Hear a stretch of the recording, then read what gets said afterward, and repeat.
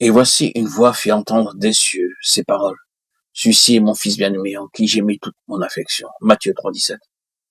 Jean-Baptiste vint au monde pour préparer le chemin pour le Seigneur, Jésus-Christ. Il commença par prêcher la repentance dans le désert. Mais le message n'était pas facile à accepter pour le peuple. Des gens venaient de loin pour l'entendre. Il ne prêchait pas un message à leur convenance, mais un message pourvu de l'autorité du Dieu vivant. Il ne faisait aucune distinction lorsqu'il disait « Répentez-vous, car le royaume des cieux est proche ». Matthieu 3,2. Ceux qui écoutaient le message se repentaient de leurs péchés, les confessaient et étaient baptisés.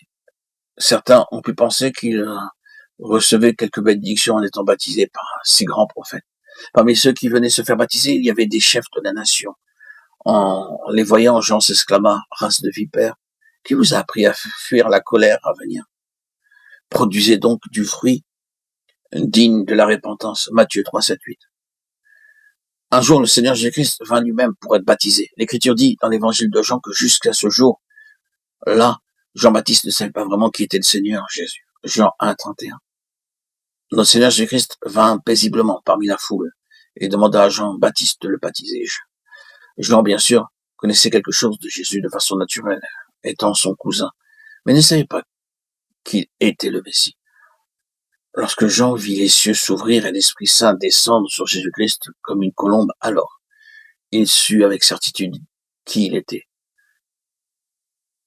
Le jour suivant, il déclara « Voici l'agneau de Dieu qui ôte le péché du monde. Voici le chemin, marchez-y. » Ésaïe 30, 21. Ce n'est que lorsque la voix de Dieu se fit entendre que Jean sut qui était Jésus. À moins que vous aussi, vous n'entendiez la voix de Dieu, vous ne saurez jamais qui il est. Il se peut que vous ayez participé à plusieurs réunions, que vous connaissiez beaucoup de la Bible, et que vous ayez consenti à plusieurs sacrifices. Mais à moins que vous n'entendiez la voix de Dieu, toutes ces choses ne sont pour vous d'aucune valeur spirituelle.